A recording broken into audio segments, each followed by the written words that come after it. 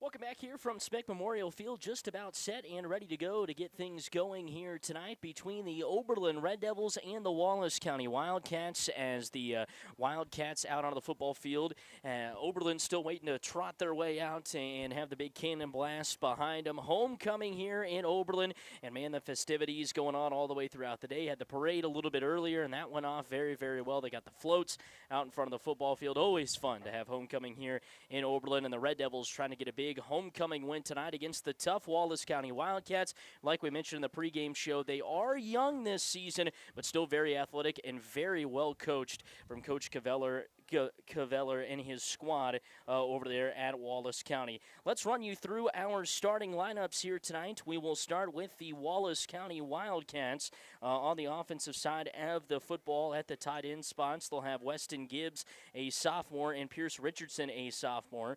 Pierce did see a little bit of action. He's kind of the lone returning starter on the offensive side of the football for the Wildcats. Richardson, 4 receptions, 78 yards, and a touchdown last season. At the offensive line spots, at the guard spots, it'll be Heath McCain, sophomore, and Oscar Okeson, a senior. And then at the center spot, it'll be Tyler Wagner, a junior. At the quarterback spot, Kemper Benish. And at the running back spot here tonight, it is Travis Corby. And the Oberlin Red Devils making their way out onto the football field behind the big cannon blast as they run their way out.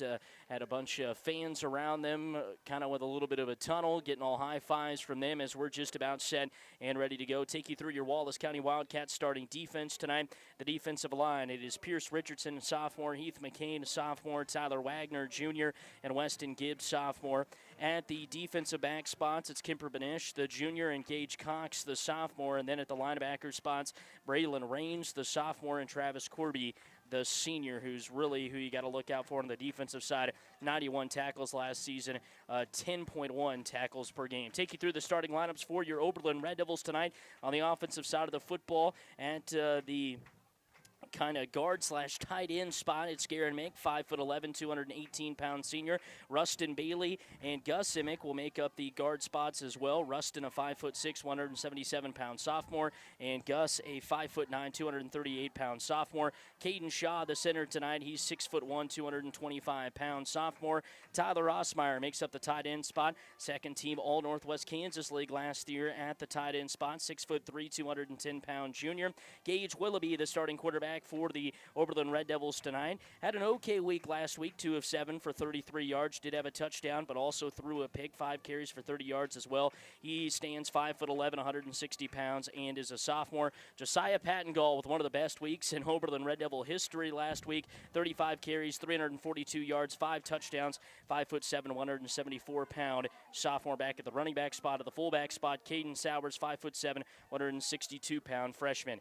On the defensive side of the football, at the DN spots, it'll be Garrett Emick, 5'11", 218-pound senior, and Tyler Osmeyer, 6'3", 210-pound junior. The nose guard spot, Gus Emick, 5'9", 238-pound sophomore. Rustin Bailey, Josiah Pattengall, Caden Sowers make up the linebacker spot. Rustin, 5'6", 177-pound sophomore. Josiah Pattengall, 5'7", 174-pound sophomore. Caden Sowers, 5'7", 162-pound freshman. And then at the defensive back spots, it'll be Gage Willoughby, 5'11", 160-pound sophomore, and Talon Savage, 5'11", 145-pound senior.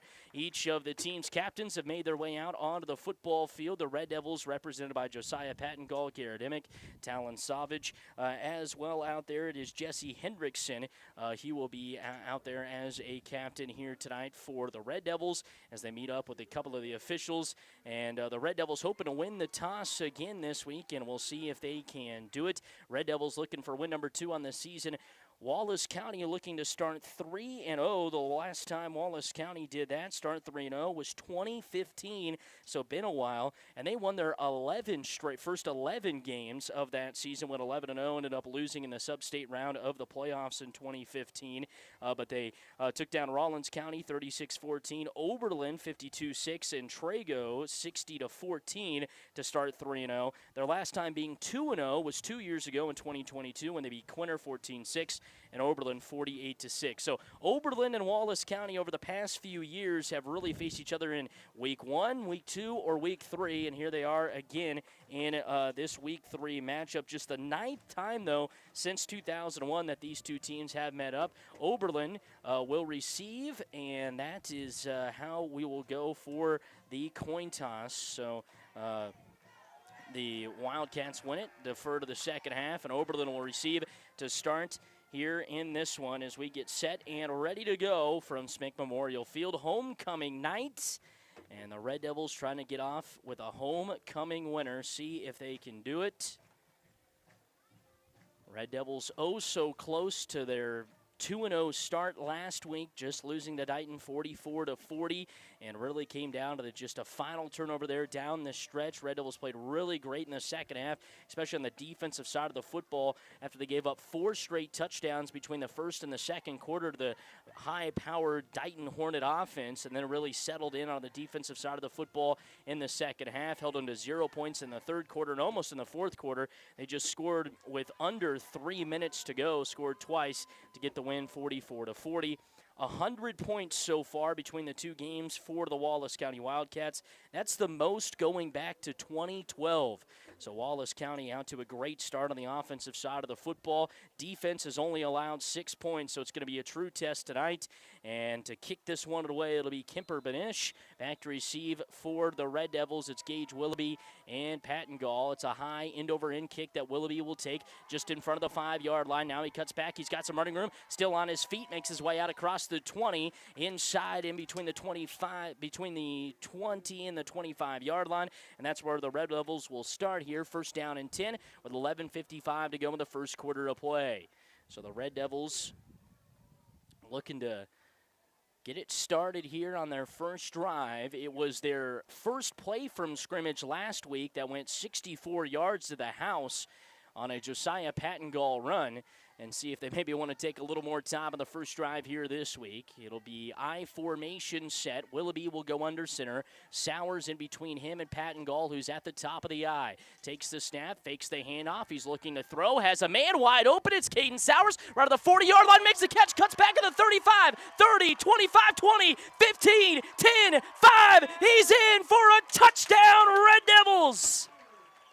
So they go 65 yards last week on the first play, do the same thing this week. This time it's through the air, and the Red Devils lead it 6-0 with 11:44 to go. On the first play of the game, they house it on a nice pass from Gage Willoughby to Caden Sowers. 57 yards through the air. Gage Willoughby just fired it down the middle of the field. Here's the snap on the 2-point conversion try. Willoughby wrapped up and brought down right up front there by Heath McCain, but the Red Devils score on their first play of scrimmage in back-to-back weeks, and they take a 6-0 lead. We'll be back with more action here. 6-0 Red Devils on 101.1 KFNF.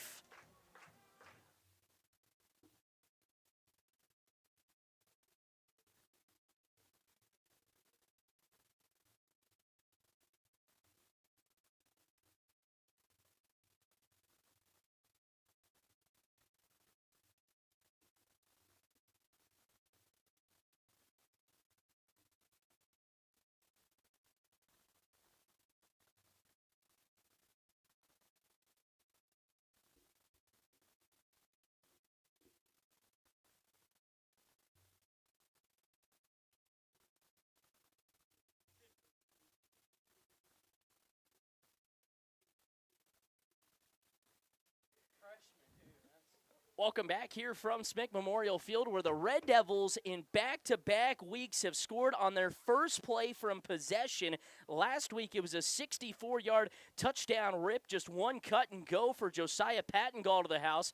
This week they go through the air. It's Gage Willoughby hitting Caden Sowers for a 57-yard touchdown pass and catch. The 2-point conversion was no good, but a 6-0 lead for the Red Devils, and the kickoff here from Garrett Emick will sputter its way out of the 5-yard line, and so Wallace County will either get to take the football here at the 25 or above, or they get to re-kick this one.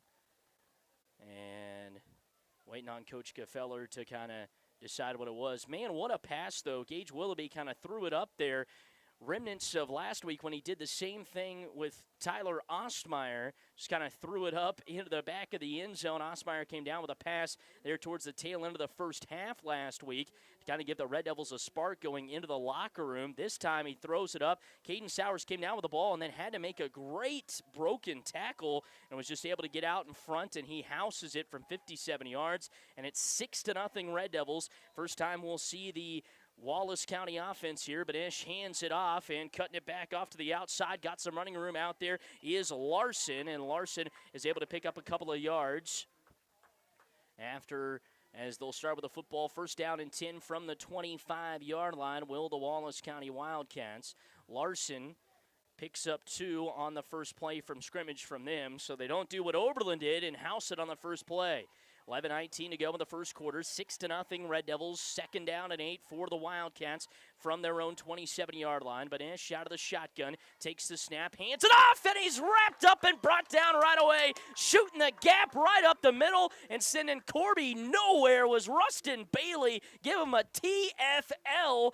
Didn't have one last week, and he comes up with a big one this week. Rustin Bailey, who had 15 tackles last week, comes up with a big one for his first one of the day there, sends him back 3 yards, and Corby starts out his day with a negative rushing attack, and with 10:42 to go, it's third down and 11 of the Wildcats. We'll have to go to the drawing board here. Third down and 11 from the 24-yard line of the Wildcats. Out of the shotgun is Banish as a man on his hip, receiver out to either side. Banish takes the snap. He's looking to throw, still looking, fires it over the middle, has Corby there, and he's hit and dropped right away. Rustin Bailey again, and they maybe get back to where they were after that first run from Corby.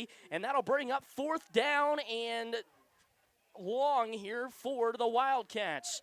So they say he was able to pick up 5 through the air there, Banish to Corby, but Corby took a hard hit right there, and now it'll be Banish to punt. He sends a high end-over-end spinner that'll take a bounce right just in front of the 20-yard line, roll all the way down inside the 15 to make its way out near the 10-yard line. So the Red Devils force a punt from the Wildcats. Rustin Bailey will win the MVP of that drive just with 2 massive hits. The one, he wrapped up Corby by the legs in the backfield and then just laid Corby out over the middle of the football field there on the third down play, forcing the Wildcats to punt. And the Red Devils, who scored on play number 1, will now be back out there now, first down and 10 from their own 13-yard line. So not as good as field position as they had to start the contest. And Willoughby again will go out of the I formation. It's Patton Gall at the tip of the I. Takes the snap, hands it off. Patton Gall got some running room. He's still at the 10, making his way out there across the 10, and maybe got back to the original line of scrimmage or gained a yard, if that. And so that'll bring up second down here in about 9 for the Red Devils after the pickup of 1 from Josiah Patton Gall, coming off of one of the greatest weeks for him and in Red Devil history.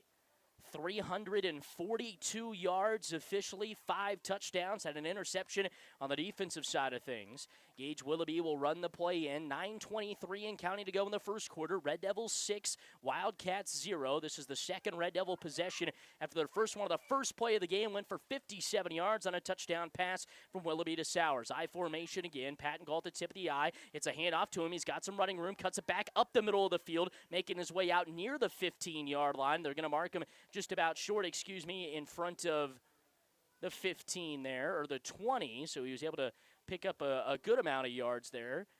And that'll bring up third down and about 5 is what they're going to call it. So a pickup of 4 for Patton Gall. It'll make it third down and 5. First third down the Red Devils have faced here. 8:43 to go in the first quarter of play. Red Devils didn't have any third downs last week either. But when they did, they were able to keep the drive going, and that's what you got to get here. It'll be Willoughby out of the shotgun this time. He's got Patton Gall in his hip. Sowers is on the line, but just behind everybody. Takes the snap. Willoughby looking out to throw. Got a man wide open again. It's Caden Sowers, but he just overthrows him wide open at the 40-yard line. No one was around him. Kind of almost the same play as play number 1, where Sowers just kind of ran a wheel route out there and just overthrew him just by outstretched fingertips. And with 8:22 to go, the clock will start. It'll bring up fourth down and 5. The Red Devils still with a 6-0 lead and a tough drive right there as the Red Devils just couldn't get that ground attack going like they wanted to with Patton Gall as he picked up a hard-earned 5 yards, and then the pass on third down falls incomplete just out of the reach of the outstretched fingertips of Caden Sowers right at about the 40-yard line. Sowers will be the one to punt, and Sowers We'll send a high. This one will spin, and we'll take a bounce at the 30. It'll roll all the way back there to the 25-yard line. That's where the Wildcats will pick it up, and then they maybe gain a yard. Rustin Bailey again flies in to get the tackle. Also coming in there was Cohen Anderson running all the way down to make the stop, and that's where the Wildcats will start their second possession of the contest with 8:13 to go here in the first quarter of play. 6-0, Oberlin in front of the 57-yard TD strike on the first play of the game, but the Red Devils just went 3 and out on their next possession. Wildcats went 3 and out on theirs and lost 3 yards in the rushing attack, and then had to go with a pass there, but still weren't able to get it out of the shotgun. Banish, man on either hip. One receiver out to the right, takes the snap. He's rolling out to the right. No, it's going to be a QB run. He gets right to the sticks. There, the line of scrimmage, and Sowers forces him out hard. He met him right in the chest and said, "You're not going anywhere," and shoved him out of bounds, and that'll bring up 2nd down and 10 here after the pickup of nothing on the first play of scrimmage there for the Wildcats. Kemper Banish, his first carry of the night, and the Wildcats have 3 carries for -1 yard so far here in the first quarter. 8:03 to go, first quarter of play. Red Devils in front, 6-0. The clock did stop there because Banish was tackled out of bounds. He'll go out of the shotgun this time as a man on his hip. One receiver all the way out to the right, one to the left. Banish wanting to take the snap, and the Red Devils are going to go off sides, and that'll move them up 5 yards. It looked like it was Tyler Osmeyer first, and then Theo Butterfield went in over the nose guard spot there. And so that'll bring up 2nd down and 5 after the loss of 5 there for the Red Devils on the penalty. So 2nd and 5, but Ish takes a snap, looking to pitch it out, and the ball is coughed up and fumbled, and Josiah Pattengold lands on top of it, and the Red Devils will get it back at the 30-yard line. Banish was hit in the backfield right away, tried to shovel it out there to Corby, who was running with them for the option, and when he did, he was wrapped up and brought down, lost the football on a fumble. Pattengold falls on top of it, and the Red Devils will have it 1st down and 10, call it from the 29-yard line. So after they make a little mental mistake there, going off sides, they get the football right back, short yardage. 1st down and 10 for the Red Devils from the 29-yard line. Willoughby will go under center, I formation, one receiver out to the right. Willoughby takes the snap, hands it off. Pattengold got some running room, cuts back, still on his feet, and he's able to make his way out for a nice pickup of a couple of yards there. So the Wildcats, they're defense more centered around the run. They put a lot of guys within the box and kind of cramp everybody right up next to the line as compared to Dighton, where they had a little more, space in between their defensive line and linebackers. Wallace County, they do not want you to run it down their throats, and so Oberlin having a tough time getting that ground game going, but they have been able to get a few yards every single rush and slowly just kind of keep chipping away, and you might be able to break a big one. 2nd down and 8 for the Red Devils from the 27-yard line of the Wildcats. Got the football there due to a fumble from the Wildcats. Willoughby will go under center, has Pattengold directly behind him, takes the snap, fakes the handoff. Now he gives it off to Pattengold, who's still on his feet after breaking a tackle. Now he'll finally be wrapped up and brought down. A late flag will come in as well. That was actually Sowers that was right behind him, and then Pattengold came out from the other side. He handed it off to him, kind of snuck it in there, and he was able to make his way out to their outside, but instead they're going to say a block in the back here on the Red Devils, and so that'll mark it back a few yards. So that'll be a 10-yard penalty and bring up 2nd down and 18. 2nd down and just a few there as Pattengold's run got him out across the 25 to about the 24. But the 10-yard penalty marks them back a few yards, and it'll make it 2nd down and 12. So 2nd down and 12 here for the Red Devils. 7:03 to go in the first quarter of play. Willoughby. And now the Red Devils looking to get some personnel in here as Gus Emick comes running out onto the field. Willoughby will go out of the shotgun again, and now there is a penalty that's going to be called on the Red Devils here. And an substitution-wise maybe there.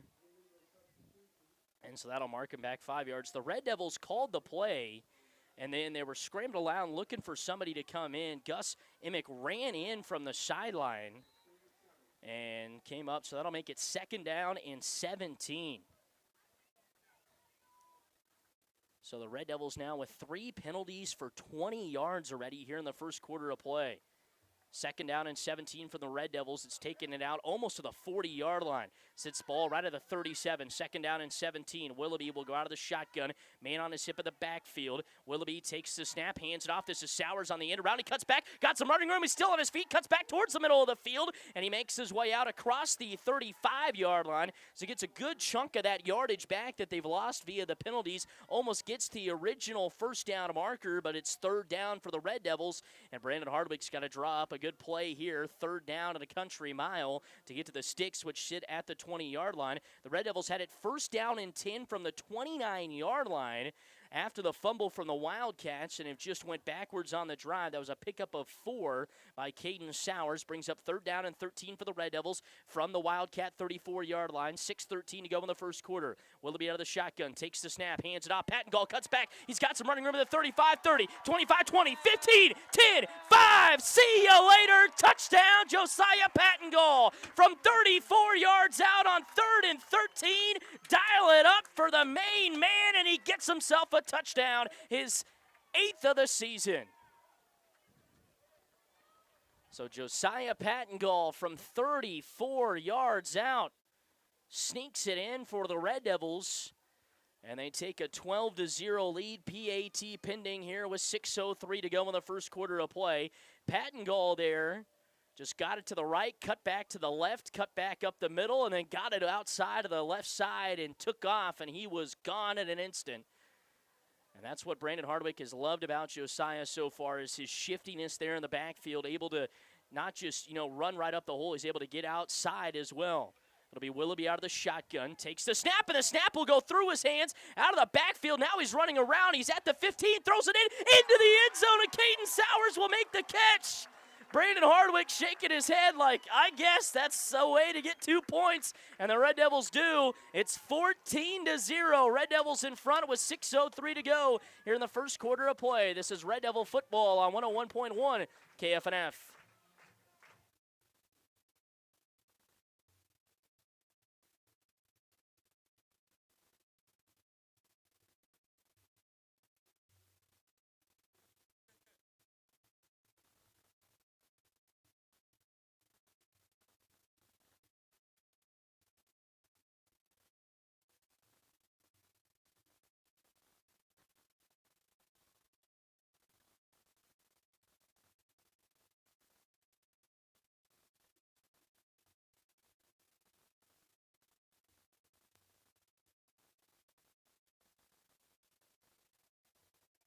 So the Red Devils again out in front early here in quarter number 1, just like against Dighton when they jumped out to a 14-0 lead. They have done the same thing here in the first quarter, up 14-0 with 6:03 to go in the first quarter of play.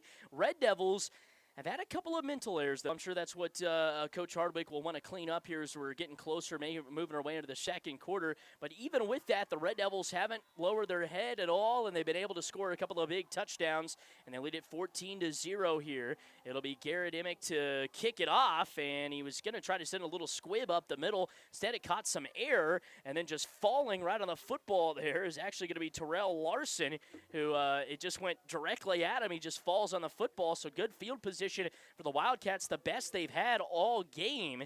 They'll have first down and 10 from the 38-yard line after they coughed up the football their last drive out. So Oberlin, a 57-yard touchdown pass, a 34-yard touchdown run. Not much of an offense for the Wildcats yet. Out of this I formation, and Badesh trying to go with a little quick snap there, and he might have got his own guys offside, and he does. On the day, just 4 total yards of offense for the Wildcats, and that'll move them back 5 yards. Their first penalty. Oberlin kind of was riddled with penalties on that last drive. Faced a 3rd and 13, and they handed it off to the man that they know can get the 13 yards, Josiah Pattengall, and he got more than that. He got himself a score, his 8th touchdown of the season. First down and 15 here for the Wildcats from their own 34-yard line. Banish will go out of the shotgun. He's got Corby on his hip. Receivers out to either side, 4-man front. Takes the snap. Banish rolling out to his right. Still got some running room before he's wrapped up and brought down from behind. Garrett Emick just snuck his way around the back and was able to wrap him up and throw him back for a loss. So Garrett Emick with a TFL. That's a great way to start it. And it'll make it 2nd down and 16. Banish goes the wrong way there. And so make it 2nd down and 16. Haven't been able to get out in front of the chains really at all, have the Wildcats. Banish will go out of the shotgun again. Receiver out to either side. Got a man on his hip. That's Corby. Banish takes the snap, looking, throws a quick pass out to Larson. It's through his hands. Was looking towards the near side of the field, moving right to left, and was kind of going to the Oberlin sideline, trying to throw a little quick out there for 2, 5, 6 yards, but instead it goes right through Larson's hands, and that'll bring up 3rd down and 16, and big decision time here for Coach Kyle Gefeller. With his team down 14-0, 5:19 to go in the first quarter of play. You got some good field position. The end zone a lot closer than what you've seen so far, but you got to come up with a big 3rd down conversion here.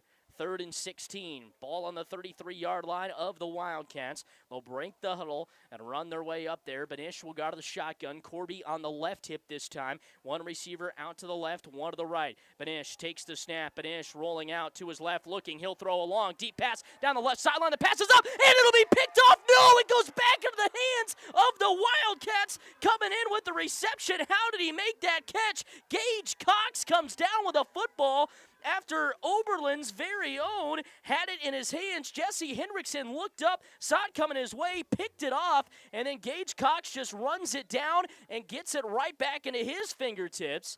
Oh, my goodness. So a gain of 35 through the air, and just an unlucky break for the Red Devils. Banish will go out of the shotgun here. Banish takes the snap, QB run off the left side, and he's wrapped up and brought down again. Tyler Osmeyer will shove him back for a few yards. So Banish on that run today has not really had anything going at all, either him or Corby, as that's a negative 2-yard rush. So it brings up 2nd down and 12 for the Wildcats. 4:30 to go in the first quarter of play, 14-0. I formation this time, or close I formation here. Under center is Banish. Takes the snap, hands it off, and running it right up the middle. No, Banish keeps it, looking to pitch it out, and instead he's going to be wrapped up and thrown forward, maybe for a gain, but Josiah Pattengall had him in the backfield. He had a couple of different guys to go to. Braylon Raines was back there kind of as a fullback spot, faked the handoff to him, pulled it at the very last second, rushed out to the right. Pattengall read it the whole way, threw him forward. They're going to say he picked up. They got it 3rd and 8 on the scoreboard. It's more like 3rd and 11 after he picks up 1.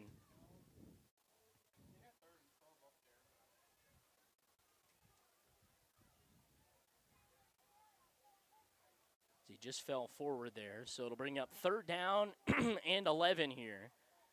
Out of the shotgun is Banish. No, it's Corby taking the direct snap, running out to his right. He's got some blockers out there, turns the corner at the 10 to the 5 before he's wrapped up and brought down to the outside by Garrett Emick and Jesse Hendrickson. Flags litter the football field, and I wouldn't be surprised to see if we have a holding here, and it looks like we will.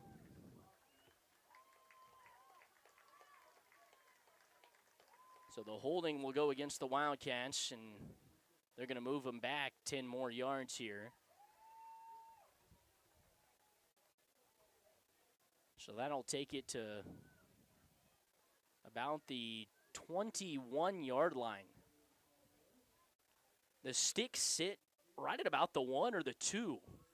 So they got a long way to go. 3rd down and a country mile here after the penalty. Banish under center, takes the snap, pitches it out to the outside. Larson got some running room out there, tries to cut it back, still on his feet as he makes his way out across the 15 before he's finally wrapped up and brought down right there by a hefty few Oberlin defenders. Tyler Rossmeyer might have been the first one to get there. It was 4th down and 20 right there for 3rd down and 20, but they cut it down a little bit. 4th down and 13. Larson with a nice 70-yard rush. Probably the most positive rush tonight for the Wildcats. 2:33 and counting to go in the first quarter of play. 4th down and 13 here for the Wildcats, who are going for it from the Oberlin Red Devil 15-yard line. It'll be Benish under center. Rain's back there along with Corby. Takes the snap, fakes the handoff once, twice. Now he's rolling out to his right, still looking for a man. Now he'll just take off and run, and he's wrapped up and brought down by Caden Sowers. Maybe pushed out of bounds before anything. The clock will stop with 2:11 to go, and the Red Devils will take over on downs after Benish was able to gain maybe a yard, but he needed to get all the way inside the 5 to about the 2, and the Red Devils will get the football back. So a turnover on downs for the Wildcats, who got somehow saved by a miraculous reception by Gage Cox, as Benish was able to rush for 2 there to get to the 13, and that's where the Red Devils will start their next possession. 1st down and 10 from the 13-yard line, 2:11 to go here in quarter number 1. Willoughby will go under center. Patton Gall at the tip of the eye. Takes the snap, pitches it out. Patton Gall got some running room. He's at the 10, cuts back there, still on his feet as he makes his way out to the 15-yard line before he's pushed out of bounds. And that'll bring up 2nd down.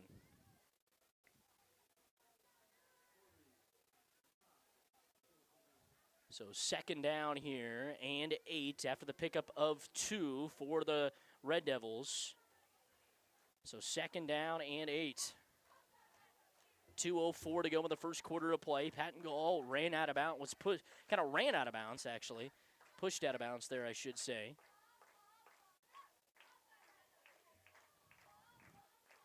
So out of the shotgun here will be Willoughby. As a man on his hip, that's Patton Gall. Sowers is on the line, but a heavy front. Takes the snap, hands it off, cutting back. Patton Gall still on his feet. Meets a couple of tacklers before he's finally wrapped up and brought down. Had some blockers in front of him, and he ran into them as well. And we have a timeout on the field that will be taken by the Red Devils. Brings up 3rd down after a nice pickup right there. Timeout on the field, minute 56 to go here in the first quarter of play. We'll keep it right here on 101.1 KFNF. Red Devils in front 14-0. 2 pretty big plays. On the first play of scrimmage for the 2nd week in a row, the Red Devils score on the first play from scrimmage, this time on a 57-yard touchdown pass and catch from Gage Willoughby to Caden Sowers. Then on their next drive, they went 3 and out, got the football back after a fumble from the Wildcats, and after going backwards a little bit due to some mental errors and some penalties, 3rd and 13, they hand it off to Patton Gall. He makes a couple of cuts, and he's into the end zone for a touchdown. That's kind of a quick recap here of this first quarter. 14-0, 1:56 to go in the first quarter of play, as Patton Gall was able to pick up 6 on that last play, as the Red Devils looking to continue this drive and milk some clock all the way into the second quarter. Up 14-0 here. The Wildcats, for the first time, their last offensive possession, really got some things going. It was a 35-yard pass and catch that Jesse Hendrickson had as a pick, and Gage Cox came down at the same time with him, ripped it out of his hands, and was able to stumble forward for a couple of more yards. Now the Red Devils will have it out of the timeout. 3rd down and 2, 1:56 to go in the first quarter of play. Under center is Willoughby. Patton Gall at the tip of the eye, takes the snap, hands it off. Patton Gall runs it right up the middle, and he's able to get the first down and move the sticks with a nice pickup there of needed 2, and he was able to get 3 yards. So Josiah, again, being the workhorse. And you heard Coach Hardwick say that. They were kind of joking with him in track season, like, hey, you better be ready to carry it 30, 40 times a night. Did that last week, carried it 34 times for 342 yards. He's already got 7 carries here in the first quarter for 52. 1:36 to go in the first quarter of play. Red Devils in front 14-0 with the football at their own 24-yard line. 1st down and 10. Willoughby will go out of the shotgun here, and Oberlin finally is going to be able to set up. They kind of got a heavy set to the right. Patton Gall on the hip, takes the snap, hands it off. Patton Gall cuts back, following his blockers. He's got some running room at the 30, still on his feet, and he's finally going to be wrapped up and brought down. Flags come in, one from one side of the field, the other from the nearest official towards the Oberlin sideline, as Patton Gall was able to make his way out across the 30, nearing the 35, and it'll go against the Wildcats. So a face mask called on the Wildcats, and that'll tack on a few more from the run. As they say, Pattengall was able to get out to about the 34, so this will take it all the way across into Wildcat territory, and they'll mark it at the 31-29-yard line. So Pattengall picked up 10 on the run, and then they add 15 more after that, and it takes it deep into Wildcat territory. They'll have first down and 10 from the Wildcat 29-yard line after the 15-yard penalty with a face mask. Willoughby will go out of the shotgun again here. Got a man on his hip, takes the snap, and they were looking to throw there. Pattengall was in the backfield with them. Sowers took off down the field and might have been wide open right from the start, but instead they'll mark him back 5 yards. So after they got 15, it really nets to 10 because they just lose 5 there on the first down play as the Red Devils go offsides or with a false start. That's the 4th penalty for 25 for the Red Devils. Wildcats 3 for 30. 14-0, Oberlin. 1:13 to go in the first quarter of play. Red Devils looking to strike maybe here before the quarter break as they've got it at the Wildcat 34. Out of the shotgun, Willoughby takes the snap, hands it off to Sowers on the end around. He cuts back up the middle, trying to juke some defenders for finally 4 or 5, make it 6 guys from the Wildcats come, and they'll mark them with forward progress just across the 30-yard line. So a great pickup of about 44 yards there for Caden Sowers, and it'll bring up second down and about 11 here for the Red Devils with 51 ticks left in the first quarter of play. So Caden Sowers able to get around on the end around there as he picks up 4. 37 seconds left here in the first quarter of play. Second down and 11. Red Devils will have to kind of run one more play here before the end of the quarter. Willoughby out of the shotgun. He's got a man on his hip. Willoughby takes the snap, rolling out to his right. Willoughby just throwing it up down the field, looking for Caden Sowers, trying to come back to the ball, but in great coverage out there was Braylon Rains as they were just running a little streak down the right side of the field, and he had him maybe just for a second at about the 15. Then Rains came back to him, and Sowers tried to come back to the ball at the 5, but it was just a little bit short, and that'll bring up third down and 11. Interesting play call there for Hardwick. Was wanting to maybe get a little bit of a deep shot there after it worked a couple of times. Once Gage overthrew Caden, and the other time he hit him for a 57-yard pass and catch. But that time, just threw it a little underneath. Rains was never looking at the ball, but just stuck his hands up in the air and caused a little bit of deflection as well. Third down at 11 for the Red Devils, 21.8 seconds to go. Willoughby will go under center. Pattengall is at the tip of the eye, Sowers between them.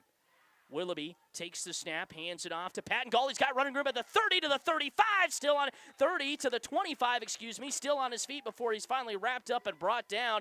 And he'll make that decision to go for it on fourth down a lot easier here for head coach Brandon Hardwick, and they'll get a whole quarter break to think about it. Fourth down and about 5 for the Red Devils when we come back. 1 quarter in the books. Red Devils in front, 14-0. It's Oberlin Red Devil football here on 101.1 KFNF.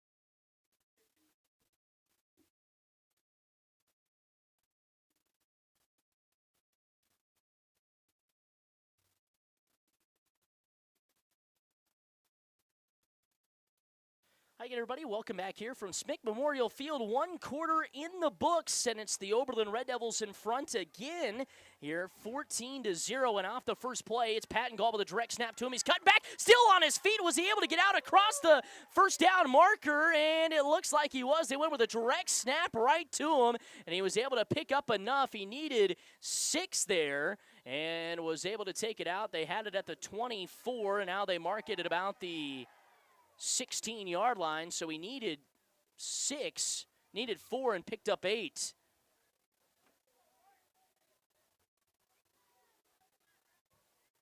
So out of the shotgun here, it's Patton Gall running the Wildcat. Sowers on his hip, 2 receivers to the right, takes the snap. Patton Gall looking to throw, has a man. It's Gage Willoughby in the back of the end zone for the touchdown from 16 yards out, and the Red Devils extend their lead. It's 20-0 with 11:28 to go. Josiah Patton Gall getting in on the throwing motion there as he cashes it in from 16 yards out. So the Red Devils will try to make it 22-0 here with the 2-point conversion.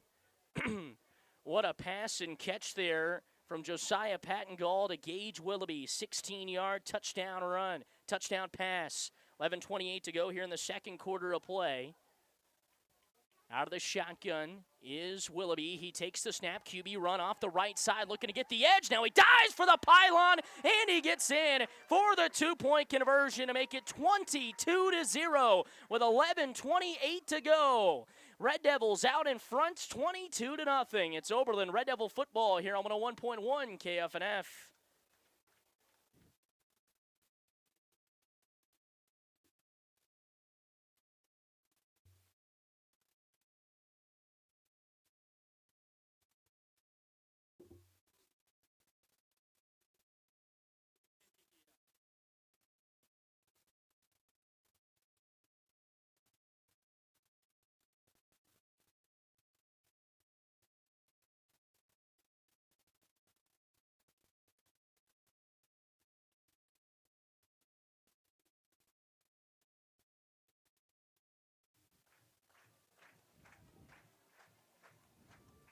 Welcome back here from Smick Memorial Field, where the Red Devils add another score to make it 22-0. This one comes through the air again, a 16-yard touchdown pass and catch from Josiah Patton Gall to Gage Willoughby. The 2-point conversion was good on the Willoughby run, and the Red Devils lead it by a score of 22-0 here, and they'll come out to kick this one away.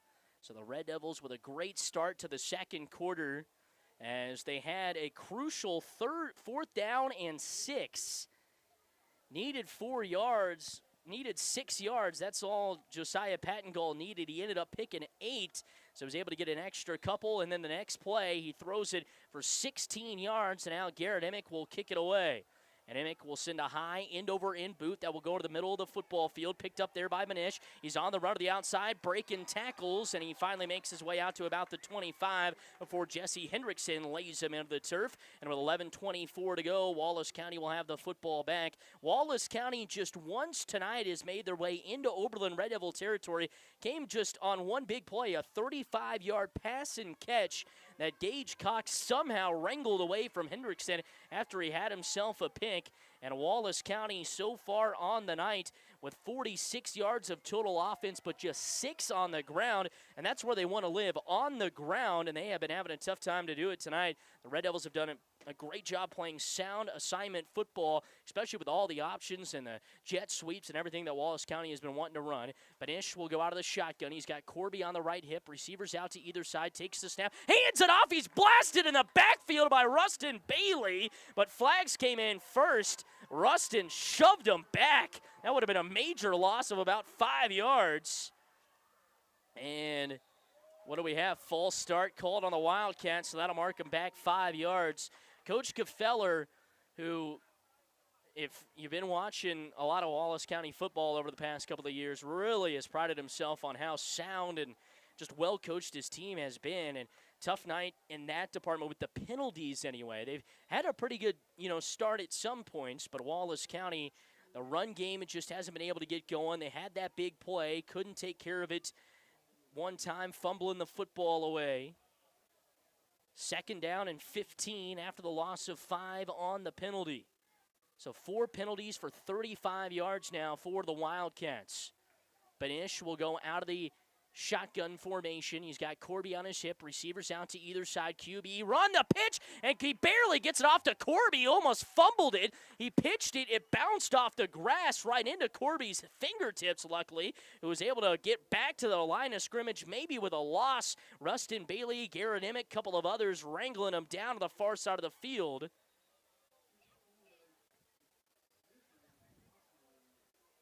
And so they say it was a backwards pass, or it was just an incomplete pass. And that's what they're saying there. So an incomplete pass instead of a pitch, because Corby must have been in front of him. If he was behind him, would have been a backwards pass. But they've got 3rd down and 14 on the scoreboard. 3rd and 15 still, Takes the snap, looking to run is Banish. He avoids a defender. Osmeyer running him down. Now he just finally throws it away, as it was Theo Butterfield coming in to try to wrap him up and bring him down. He's getting up a bit slow. Hopefully he's going to be okay. And now he's taking his time there as he lays out at about the 15-yard line. Kemper Banish was not expecting all of the Oberlin defense to come right after him there, and they did when he rolled out to the right. So it'll bring up 4th down and 15, and Theo, hopefully he's going to be okay, as he's kind of crouched over there at about the 15-yard line. 22-0, 10:28 to go here before halftime. Let's take some time here to thank some of our sponsors tonight: Aqua Shield Roofing, Creative Collision, Decatur Co-op, Decatur Health, Farm Credit of Western Kansas, FNB Bank of Oberlin, and Frederickson Insurance Agency. Big thank you to all of them for helping to support Oberlin Red Devil Athletics. And Theo Butterfield is now rolled over onto his back there at about the 15-yard line. Hopefully he's going to be okay. 10:28 to go here before halftime. 22-0. Red Devils just got back on the scoreboard with a nice pass and catch for a touchdown there. Banish on that play broke a tackle from one man, rolled out to his right. Tyler Osmeyer dove at his feet. He missed him. And then it was Theo Butterfield that wrapped him up, brought him down, but Banish was able to throw it at the last second before bringing up another down. And now Theo will stand up, and he's going to run his way off the field looking like he's going to be okay. Might have just got the wind knocked out of him, too, the way he was kind of finagling around, because he pops right back up. He's looking okay there, and, yeah, he's kind of holding the chest. And if you've ever had the wind knocked out of you, it does not feel good. Does not feel good at all. Can't breathe. Kind of don't know where you're at. But it looks like he's going to be okay, hopefully, and that's a good sign for the Red Devils. And it'll be Banish to punt this one away. Sends a high end over in boot. It'll take a bounce at about the 35 and make its way inside the 30, and that's where the Wildcats' Jensen Vandeke will run it down and down it, and so the Red Devils will have 1st down and 10 from the 29-yard line of their own. So the Red Devils out in front 22-0, and this Red Devil offense is off to a great start. They have 90 points through 2 games. Now add on 22 to that. That is the most since 2003, when the Red Devils had 91 through their first 2 games. And now the Red Devils are out in front 22-0 here to start. Caden Shaw runs on as the center, kind of late, but does get the play. 10:22 to go, 1st down and 10 for the Red Devils from the 29-yard line.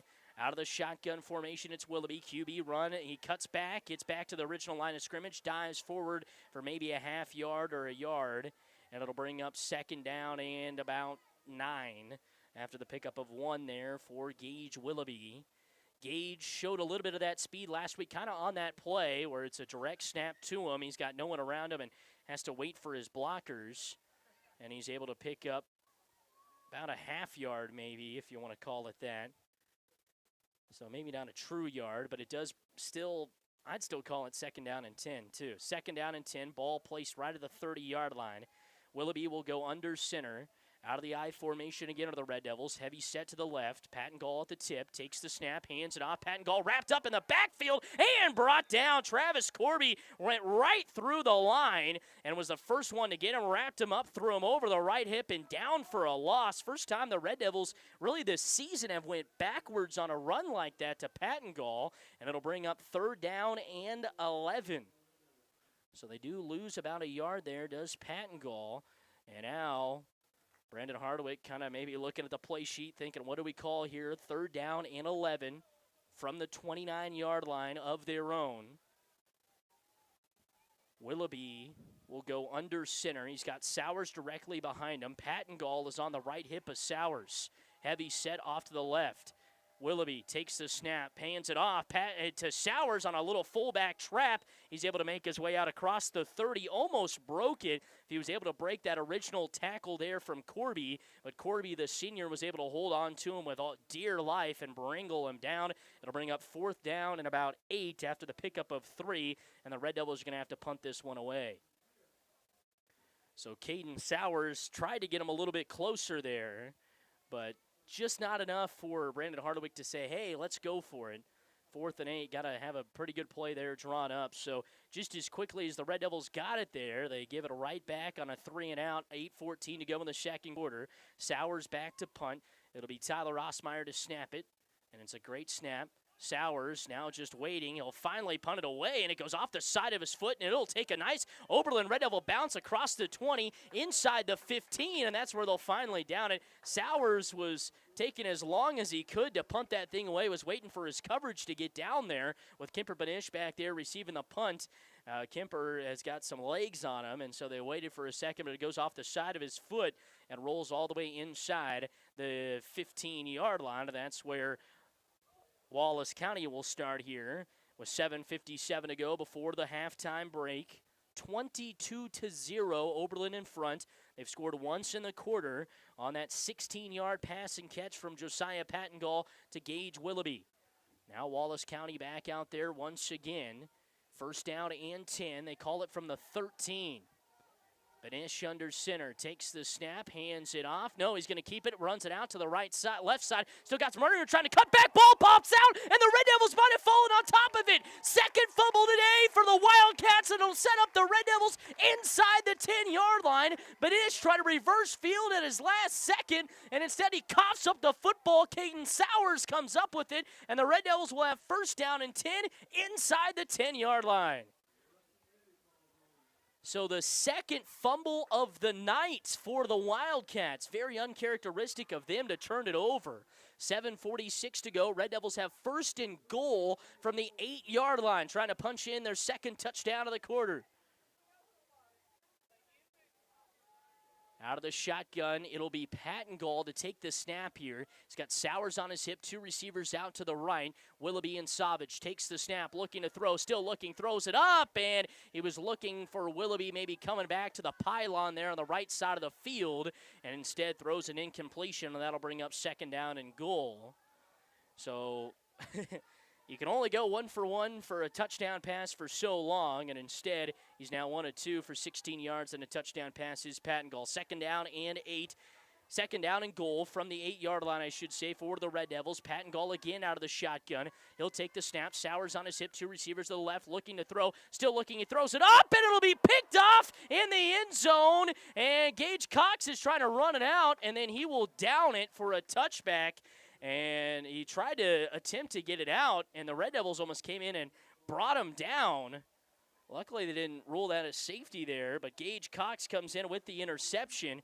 Interesting there for the Red Devils. They go with a pass inside the 10, and that'll bring up a turnover for the Red Devils. So that'll bring up 1st down and 10 here for the Wildcats, who downed it in the end zone. So it's just like downing it on a kickoff. So they'll have it 1st down and 10 from the 15-yard line. Their last snap, they fumbled it away. 2 receivers to the right, 1 to the left. 7:35 to go before halftime. Banish out of the shotgun, takes the snap. He's looking, throws it out, and the pass is caught out there. A flag will come in. And what are they going to call here? Personal foul. roughing the passer called on the Red Devils. And so that'll be a personal foul and move it up 15 yards. The Red Devils sent about everybody, and they were going after Banish. So you could see that maybe happening at some point. And so that'll take this all the way out. First down and 10 now from the 30 after they give them 15 yards after the incompletion. There might have been completed, but that completion is negated due to the fact that it was a personal foul penalty. So first down and 10 from the 30. Banish out of the shotgun. Receiver out to either side, takes the snap, looking, trying to throw it out to the flat. Cox comes right back to it, and he's able to pick up about 5 yards as he makes his way out to the 35.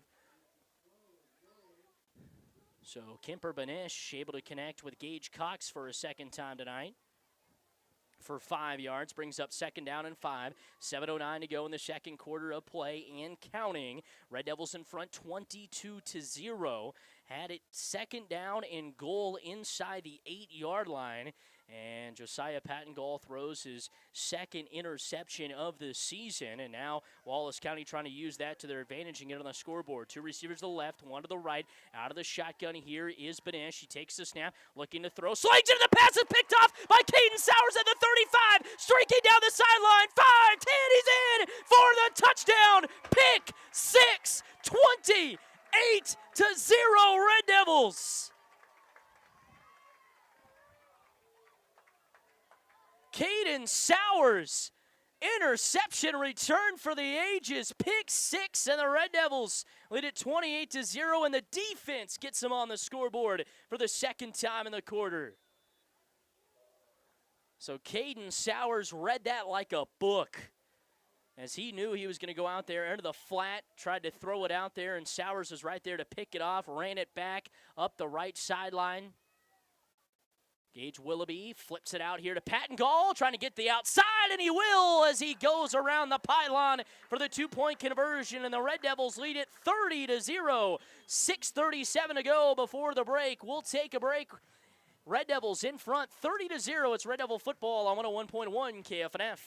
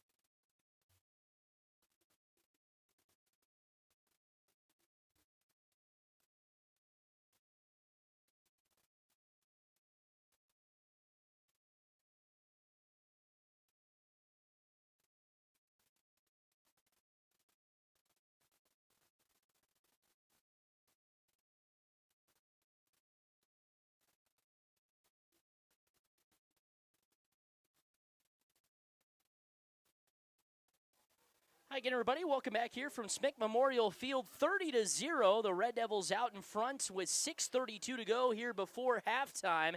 A 30-yard interception return from Caden Sowers put some fireworks on the scoreboard. Red Devils now with 2 scores in each quarter, and they lead it 30-0 here with 6:32 to go. And looking to get that football back is the defense after they just picked it off and took it back for 6 points. Banish will go out of the shotgun here. He's got a man on his hip. That's Corby. 2 receivers to the left, 1 to the right. First down and 10 from the 29-yard line of their own.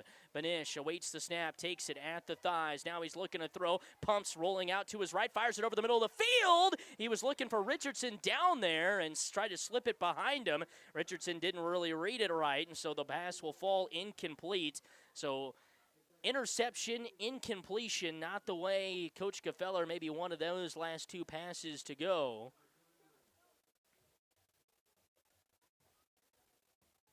So 6:26 to go here before halftime. 30-0, Oberlin out in front. Looking to go 2-1 here for the first time since 2021. Benish will go out of the shotgun. He's got two receivers to the right, one to the left, a man on his hip. Takes the snap, quick throw out there into the flat, caught by Rains. He makes his way out across the 30-yard line, nearing the 35 before he's wrapped up and brought down by Josiah Pattengall. That'll bring up third down, excuse me. So third down at about 6 or 5 is what they're actually going to call it after the pickup of 5 through the air. From Benish to Rains. Third down and 5 here for the Wildcats from the 34-yard line. 5:55 to go in the second quarter of play before we head into the locker rooms. Red Devils trying to maybe get it back and get one more score here before the break.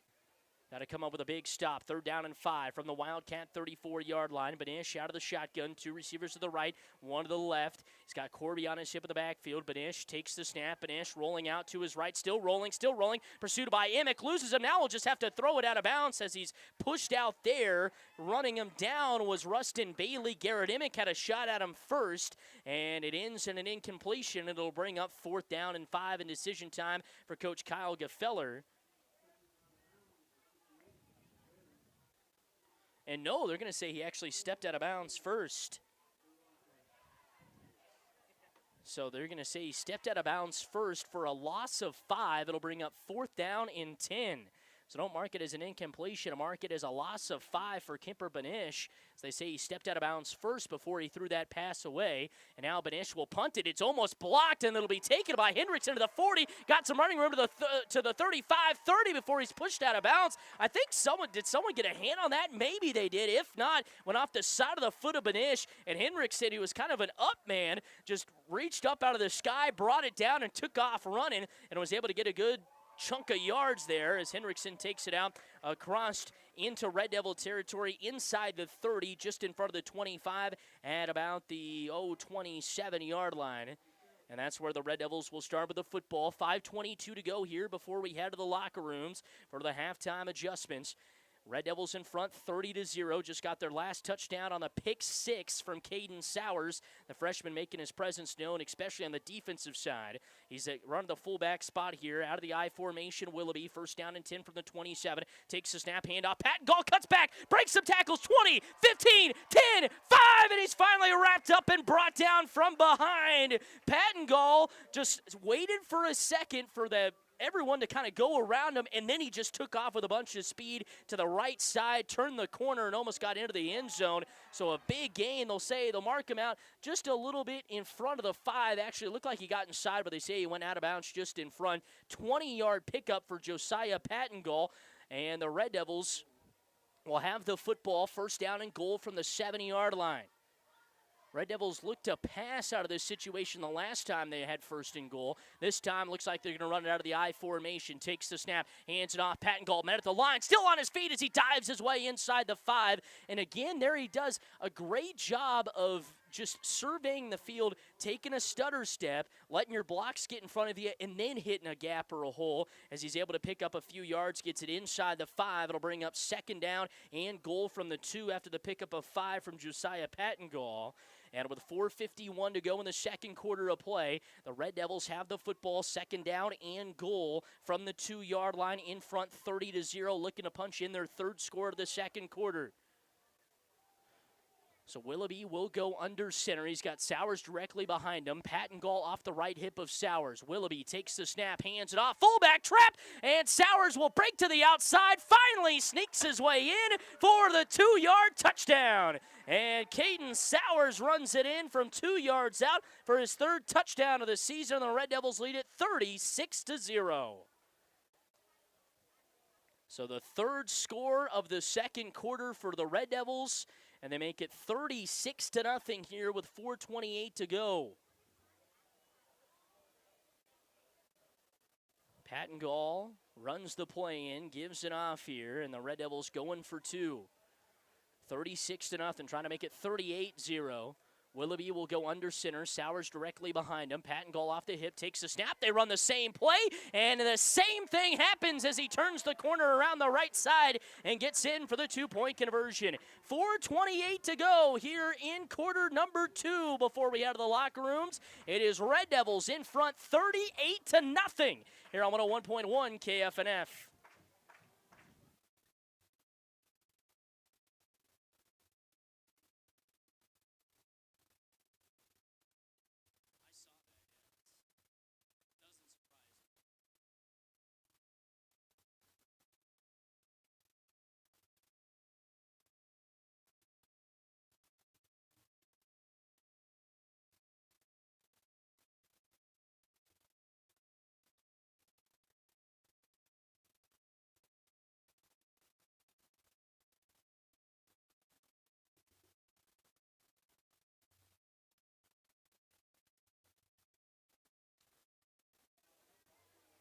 Welcome back in a perfect homecoming night here for the Red Devils. Still got to take care of some more business. Up 38-0 with 4:28 to go in the second quarter of play. But so far it's been so good for Coach Hardwick's squad as they have had caused three turnovers for the Wildcats tonight. A couple of fumbles and an interception return for a touchdown from Caden Sowers, who just punched it in from 2 yards out for the Red Devils as they take the lead extend their lead, I should say, 38-0. Here's an end-over-end kick that Banish will take off the right side. Got some running room at the 35 at the 25 to the 30, out to the 35 before he's finally pushed out of bounds. And with 4:23 to go here in the second quarter of play, Wildcats will take over with the football, first down and 10.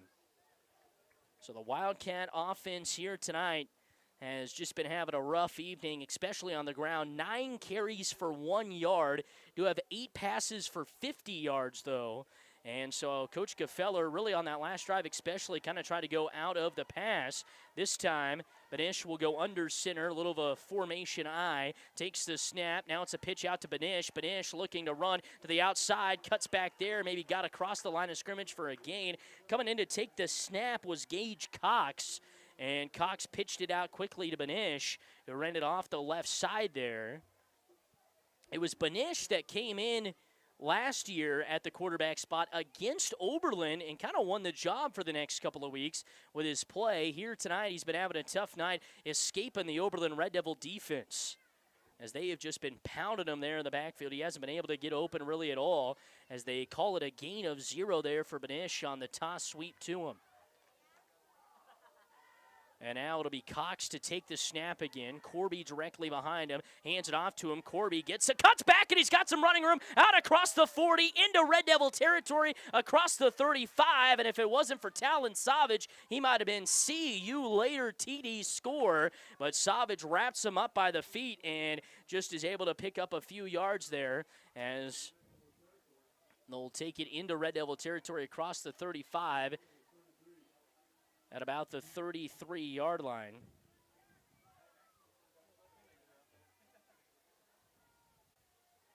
So pickup of 14 there for Corby. Probably the biggest play of the night for the Wildcats. And now it's like we might have encroachment called on the Red Devils. And so that'll move them up 5 more yards. So kind of been a penalty-filled night for either side. That's Oberlin's 6th penalty for 45 yards. Wildcats with 4 for 35. First down and 5 now for the Wildcats from the 28-yard line after the pickup of 14 from Corby to give them a new set of downs. Cox under center takes the snap, and it'll be QB run up the middle. Got some running room, and then Tyler Osmeyer just stuffs him right back for a gain of a couple of yards. As it was a great job by Cox. He kind of stuttered step there in the backfield and then just took it off kind of his center guard's thigh and was able to pick up a yard or 2. They'll officially mark it as 2. And so Gage Cox has done pretty much everything tonight except throw a pass. He's caught a pass and rushed. We'll bring up second down and 3. You might see him throw one here as he's out of the shotgun, man on his hip, receiver out to either side. Takes the snap. Cox was looking to throw quickly out there to the right, but instead They'll be marked back 5 yards due to offsides or false start being called. And so that'll bring up 2nd down and 8 now here for the Wildcats, just on the other side of the 30. Ball placed at the 29-yard line of the Red Devils. 2:07 to go here in the second quarter. 38-0 Red Devils trying to get it back and punch one in here before the halftime break. Out of the shotgun is Cox. Receiver out to either side. Corby on his hip, takes the snap. He's rolling out to his right. Cox still rolling. Now he's looking and trying to run. He throws it. Has Richardson caught at the 35, across the sticks to the 20. Flags come in from behind. And Banish, who might have been rocked, and looks like they're going to call a personal foul. Spearing will be called on the Red Devils, and that can mark them up 15 more yards after the pickup there. So they needed 8 and picked up about 10 is what it looks like, and they're going to add on about 15 yards at the end of this play with 1:46 to go. And now the white hat official is talking with the line judge about the flag. The flag sits at about the 36-yard line. And the white hat now talking with head coach Brandon Hardwick, as it was Garrett Emick that came in and kind of laid a hit there. So they are going to call a personal foul. Spearing, and so that'll move them up 15 more yards there from that spot after they gained 10 through the air. So Cox with a completion barely got it out there to Richardson at the last second. And with 1:46 to go, they'll have 1st down and 10 from just across the 10 at about the 11. Cox takes the snap, hands it off. This is to Banish. He's trying to cut back, and instead he's going to be wrapped up and brought down and then thrown down. And Garrett Emick loses his helmet, and he took him out over. They're going to call unsportsmanlike conduct, and they have kicked him out of the game. So Garrett Emick not happy at all with the call, and Coach Kyle Breath is talking with him as he had Banish wrapped up, and they must have started blowing the whistle. So personal foul, unsportsmanlike conduct, and he has been kicked out of the contest. So tough loss there for the Red Devils with 1:41 to go. That's when Garrett Emick has been kicked out of the ball game.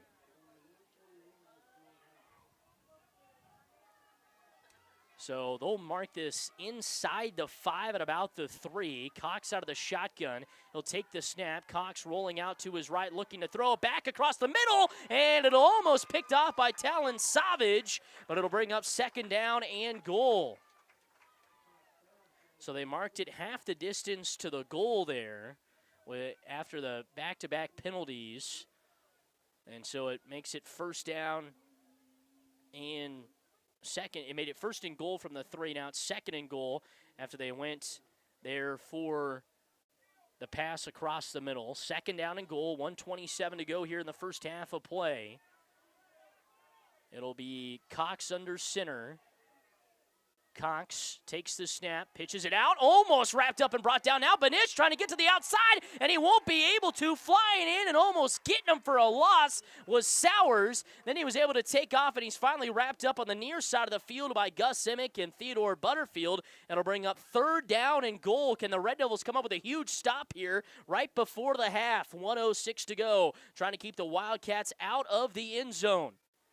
3rd and goal, under a minute left here before we head to the locker rooms. Cox will go out of the shotgun. He's got Corby on his hip, a receiver out to the left, one to the right. Now he goes under center. Corby just directly behind him. He takes the snap, hands it off. Corby, stutter step, still on his feet, diving for the end zone, and he's in for the touchdown. 2nd, 3rd effort, and he finally gets in after the loss of 3 there on that 2nd down and goal play for Banish, and he made it 3rd and goal from the 6, and they run it in from 6 yards out with Travis Corby, and so the shutout will come to an end for the Red Devils with 44.3 seconds to go before halftime. And so Cox will go under center. He's got Banish at the tip of the eye. takes the snap, hands it off to Corby, who's wrapped up and brought down. So he was going to go nowhere. That's what the Red Devils wish they could have got there on that last play. But the Wildcats get on the scoreboard with 44.3 seconds to go here in the first half. It is Oberlin 38, Wallace County 6 on 101.1 KFNF.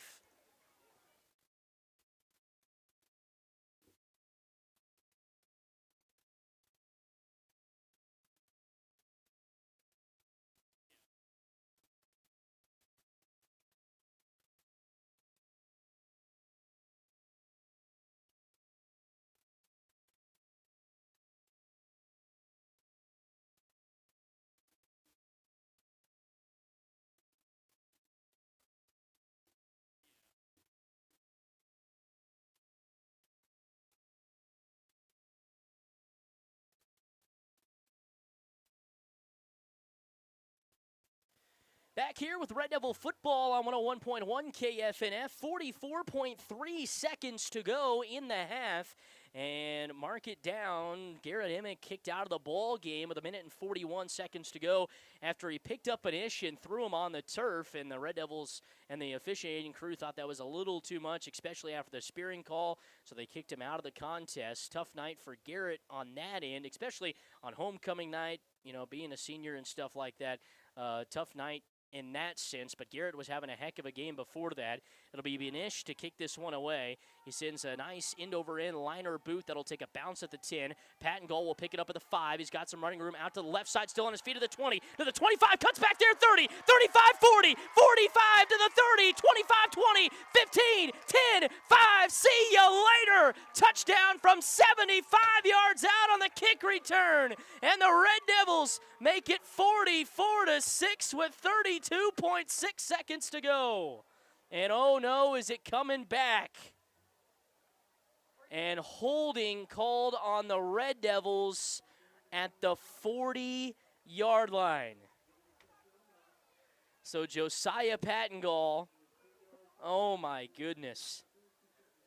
So it has been a night of penalties in this first half, and it has made this first half go on for what has felt like forever.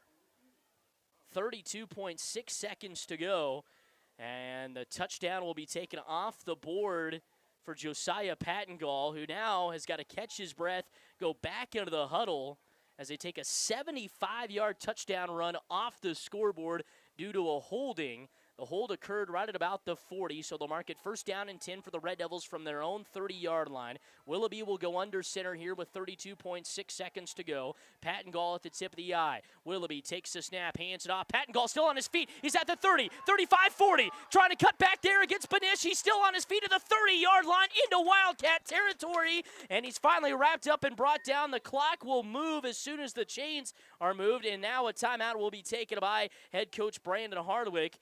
So Josiah Pattengall taking it from the 30 of his own to the 30 of the Wildcats with a huge pickup right there on first down after he just got a 75-yard touchdown run called back on the kick return. As he picks up 20 on that play. Do have a timeout on the field. We'll keep it right here.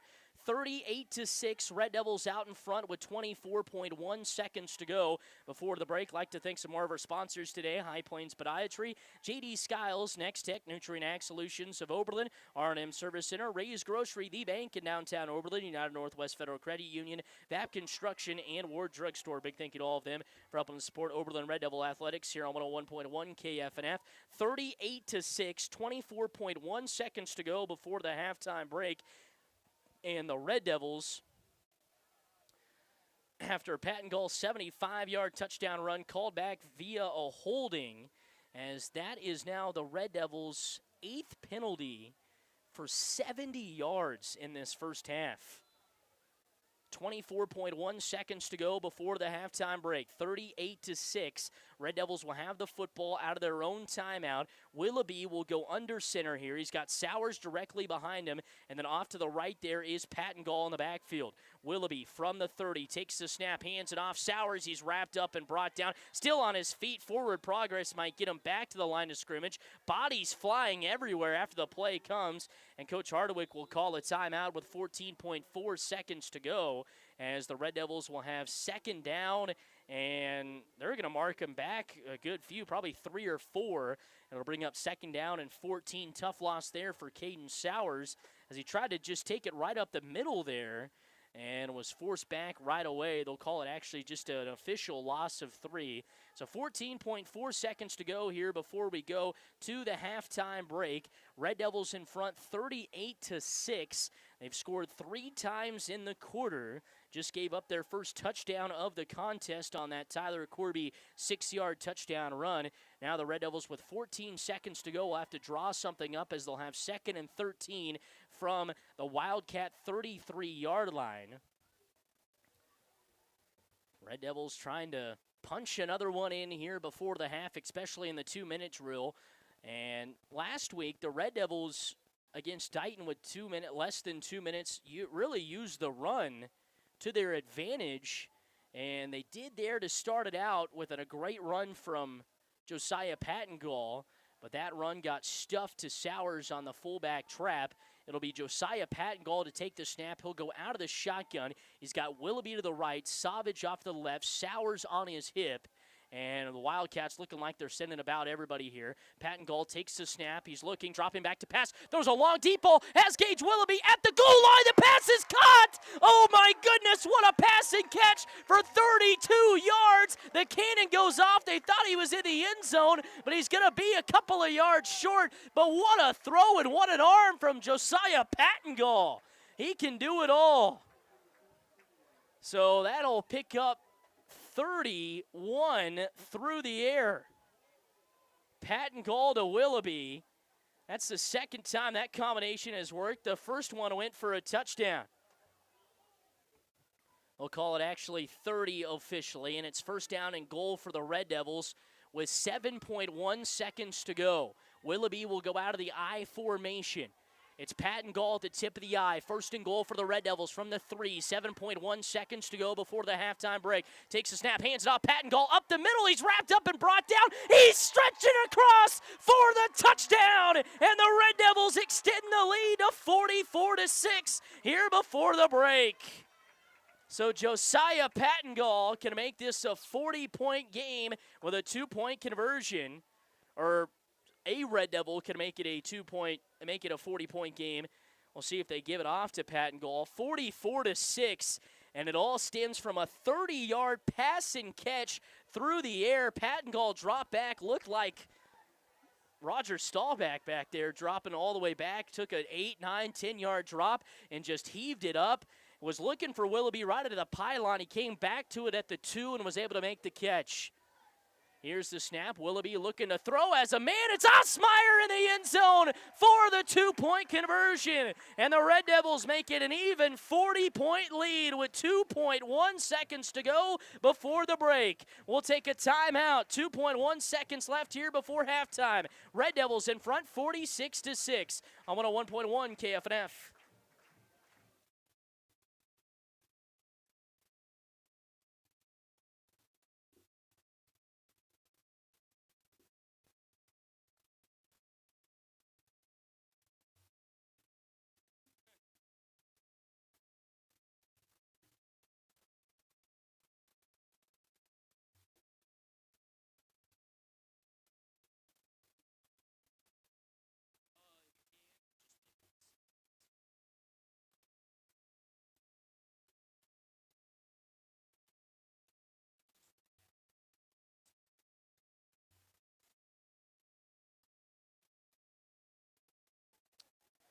Welcome back here from Smith Memorial Field. Red Devils getting ready to kick this one off after a 3-yard touchdown run that was set up on a 30-yard passing catch from Josiah Pattengall to Gage Willoughby. And then Willoughby threw the 2-point conversion touchdown pass to Tyler Ostmeyer in the back of the end zone to put the Red Devils in front 46-6. So a 40-point lead for the Red Devils here at the break. Now it's a nice end-over-end squib. That'll be taken. No, it goes behind the defenders of the Wildcats, and it'll finally drop down on the football as it was Oscar Okeson up front there who had a chance to field it, and then he just falls on top of the football after it went behind him, and that was almost kind of the same situation the Red Devils ran into last week when Dighton, the ball went forward. They didn't receive it. Oberlin landed on top of it, and that would have been one heck of a way to end the first half. But now we'll see what Coach Gefeller wants to do with 2.1 seconds to go before halftime, down 46-6. It'll be Gage Cox to take the snap. Cox under center, takes it, hands it off to Banish. He cuts back, and he's wrapped up and brought down. So how about a loss before we go to the break? A loss of 2, and we head to the break here at Smick Memorial Field. It is Oberlin over Wallace County, 46-6. We'll take a break and be back with more second half. We'll be back with our halftime numbers and then be back with second half action here on 101.1 KFNF. Red Devils in front, 46-6.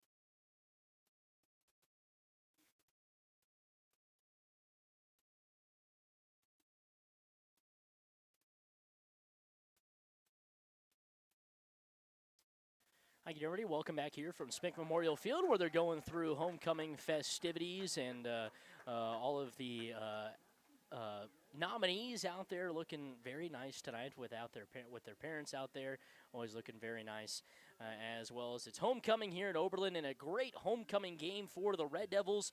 They won the homecoming game last year over the Stockton Tigers 54-6, and it was kind of like this, if you remember that as well. The Red Devils went into the break having to play the second half. They couldn't finish it off there in the first half, but they're up 46-6 here at the break this time in this homecoming game over the Wallace County Wildcats. Let's take you through our scoring summary so far tonight. Oberlin opened it up in the first quarter of play on their first play from scrimmage for the second week in a row. They score a touchdown. This time it's through the air as Gage Willoughby hits Caden Sowers for a 57-yard touchdown pass. The two-point conversion run by Gage Willoughby would be no good, and it'd be 6-0 Oberlin with 11:44 to go. Oberlin within strike again with 6:03 to go in the first quarter of play on a Josiah Pattengall 34-yard touchdown run. The two-point conversion would be good on the Willoughby to Sowers pass and make it 14-0 Oberlin here with 6:03 to go in the first quarter of play. That would be our final score of the first quarter, and Oberlin would score 4 touchdowns in the second quarter of play. They got their first one with 11:28 to go when Josiah Pattengall hit Gage Willoughby on a 16-yard touchdown pass. The 2-point conversion run from Willoughby would be good, and the Red Devils would lead it 22-0. Then with 6:37 to go after the Red Devils and Wallace County kind of traded punts back and forth, Oberlin would finally get something going on defense. Yes, you heard that right. Caden Sowers would get a 35-yard interception return for a touchdown, taking it all the way to the house. The 2-point conversion run from Pattengall would be good, and the Red Devils will lead it 30-0. They would get the football back, and Caden Sowers this time would run it in from 2 yards out with 4:28 to go in the second quarter, and the Red Devils will lead it 38-0. Then on the next drive, Wallace County would slowly kind of make their way down the field, and some penalties here or there for the Red Devils. Garrett Emick receiving the harshest couple, 2 15-yarders back-to-back, called for spearing, and then he got unsportsmanlike conduct called on him and has actually been kicked out of the game. He was kicked out with 1:41 to go there in the first half of the play. Tough night for Garrett. Feel sorry for him because it is senior night. He is, a senior homecoming night. You want to play that full game and enjoy it with your buddies, and he won't be able to do that, and was called for the unsportsmanlike conduct and kicked out for the game after he tackled Banish and kind of threw him over his hip like you'd see him do on the wrestling mat. You can't blame him for that, and just kind of threw him down, and the officials thought it was a little too unnecessary there, and they kicked him out. That was their judgment. I think Oberlin fans and the coaches have their own judgment. So does Wallace County, but the officials decided to have him exit the game a little bit early tonight. So no Garrett Emick for the second half for the Red Devils.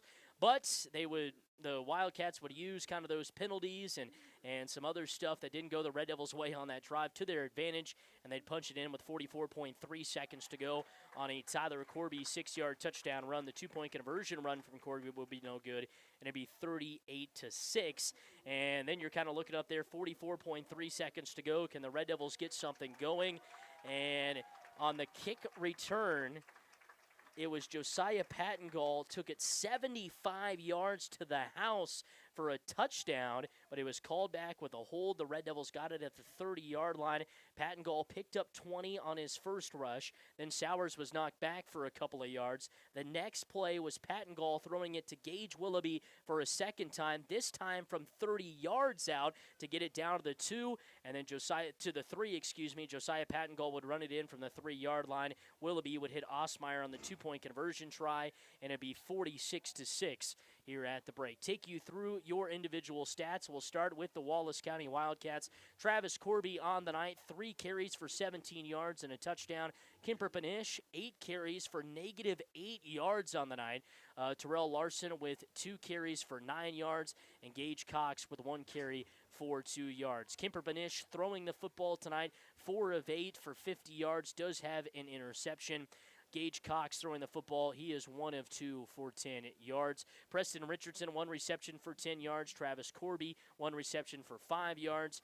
And it is Gage Cox with 2 receptions for 40 yards, 1 reception for Braylon Rains for 5 yards on the night. The Wildcats have 3 turnovers, 2 fumbles, and an interception, 5 penalties for 40 yards. Individually for the Oberlin Red Devils, Josiah Pattengall, 15 carries for 122 yards on the night.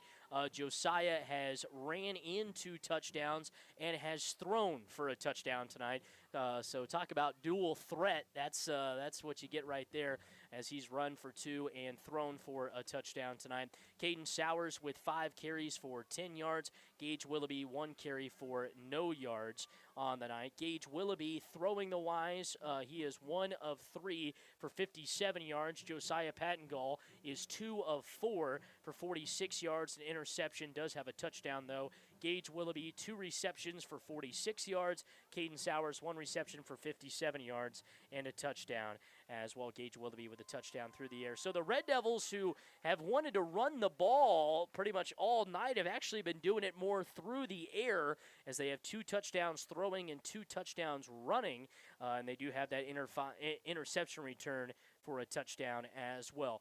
overall, individually, Oberlin with 132 yards on the ground, 103 through the air for 235 on the night. They do have 8 penalties for 70 yards and 1 turnover, that being the interception from Josiah Pattengall. Wallace County, 20 yards rushing, 60 yards through the air for 80 yards total. They have 3 turnovers, 5 penalties for 40 yards. So the Red Devils here at the break in front 46-6. We're going to take a quick break. When we come back, we'll get you scores from around the state of Kansas here at the break. Red Devils in front 44-6 here at halftime. It's Red Devil football on 101.1 KFNF.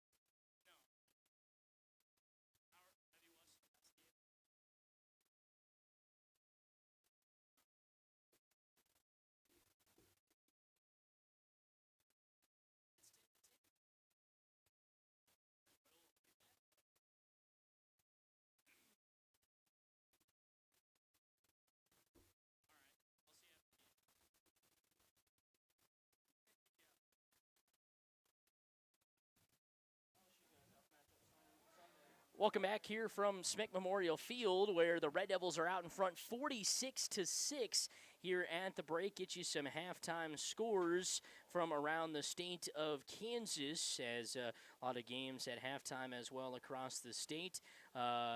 Looking so far anyway, Hill City on top of Thunder Ridge 30-6 at the break there. Thunder Ridge might start the season 0-3. Other scores from around the state: Phillipsburg down to Hayes TMP 22-16. Scott City on top of Hoisington 22-0. Colby on top of Cimarron 14-0 at the break. Norton all over Smith Center 28-8 there at the break. For some area scores there, Victoria on top of Osborne 14-6. And that kind of will wrap it up for scores from around the state anyway here at the halftime break. Hoxie, last time we checked, was on top of Ellis 32-6. That was still there in the first quarter, so I haven't seen a final score pop across there. But once again, Red Devils in front here at the break, 46-6. The Red Devils last week took an unsportsmanlike conduct penalty out of the break because they took too long coming out there. And Hoxie is in front 40-8 over Ellis there. So Ellis, who has put up 54 and 48 in their first 2 games, meeting up with a tough Hoxie team tonight. Now Oberlin runs out onto the field behind a standing ovation from the home crowd, and deservingly so. The Red Devils, even though they've had a couple of times where they've had those mental mistakes, and that's what Coach Hardwick has talked about with us in that pregame show. He goes, we know those mental mistakes are going to happen. It's overcoming them, and the Red Devils have done that, especially, that one drive where Pattengall was able to run it in from 34 yards out. It was 3rd and 13 because of some penalties.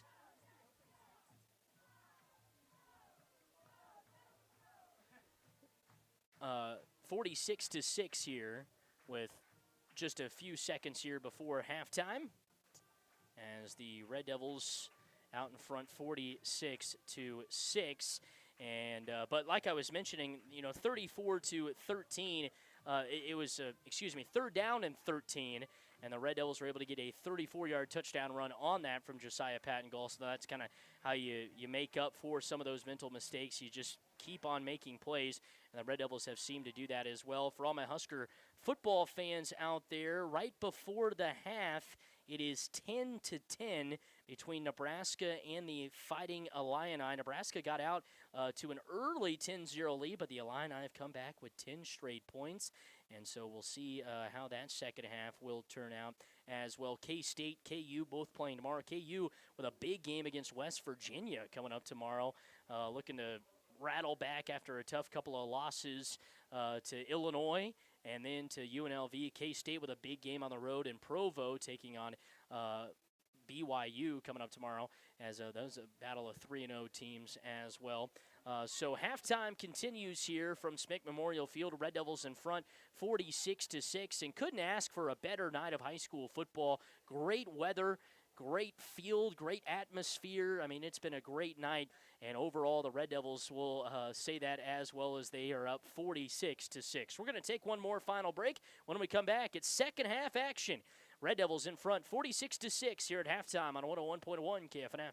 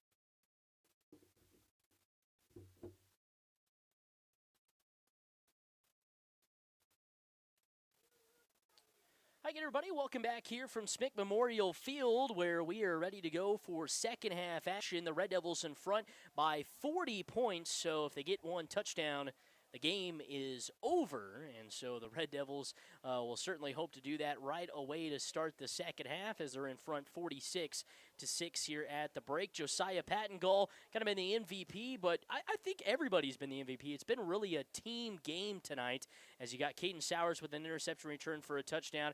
Josiah with 2 touchdown runs, but he's also had a throwing touchdown and has had a couple of great passes. That touchdown pass, and then the pass to Willoughby with just a couple of seconds left before the halftime break that he was able to get off. So been a great team win, especially on the defensive side of the football.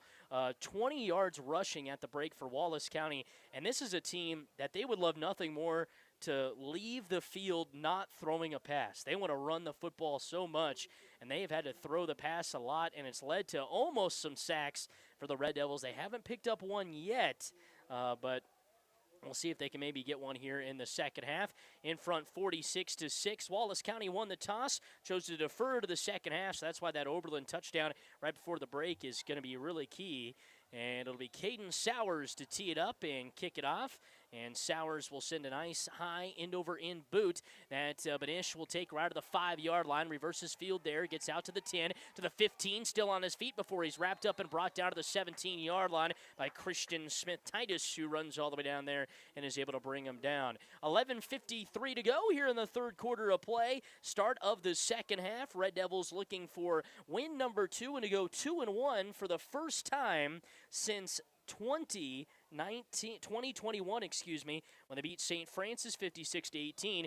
They beat a Wallace County team 18-12, but then lost that third game of the year 54-6 to Quinter. So still started 2-1, but they went 2-0 and then 0-1. The Red Devils 1-1 here, trying to pick up the second win. Gage Cox will be under center for the quarterback for the Wildcats. He takes the snap, hands it off to Benish, who goes off the right side, and he had some running room. Then it's wrapped up and pushed way back by Josiah Pattengall. And again, that Red Devil defense, especially with the run, is just slowing them down. And if you want to see a good clinic on how to stop the run, that's what the Red Devils have shown tonight. As they'll say, Benish loses about a half yard, but a no gain for him, and that'll bring up second down and 10 as not technically you could say a TFL because he did lose about a half yard, but not a complete yard. So still second and 10 on the scoreboard. 11-13 and counting. Second down and 10 for the Wildcats from their own 18. Cox under center, looking to take the snap, and Theodore Butterfield will go offsides on the defensive side of the football. And now he's holding his helmet here, and the officials have come together, and they are going to call offsides on the Red Devils, so that'll mark them up 5 yards. I think the Red Devils thought it was Wallace County that jumped first, maybe a little slight twitch or something that the officials did not see because they were all looking around, kind of throwing their hands up in the air. Didn't like the call. Second down and 5 now after they move up 5 yards. 9th penalty for 75 yards for the Red Devils unofficially. Here's the snap. The handoff from Cox goes up the middle there and gaining a couple of yards to bring up third down and short. I didn't see who was in on the carry there. Looked like it could have been Weston Gibbs on the carry for a couple of yards. And so they'll pick him up for 2. Weston Gibbs came in there as maybe the fullback. It might have been Corby as well. But Cox will go under center again. Corby directly behind him. Here's the snap. Fakes the handoff once, twice now, rolling out to his right. Still rolling for his life. And he's going to be wrapped up and sacked in the backfield, coming in to wrap him up and bring him down is Theodore Butterfield. And just like I said right before we started the second half, the Red Devils still kind of looking for that first sack. Have had some TFLs, but not a sack, and they get one there as Butterfield wraps him up and launches him backwards for a loss of 3. And so it'll force the Wildcats to punt.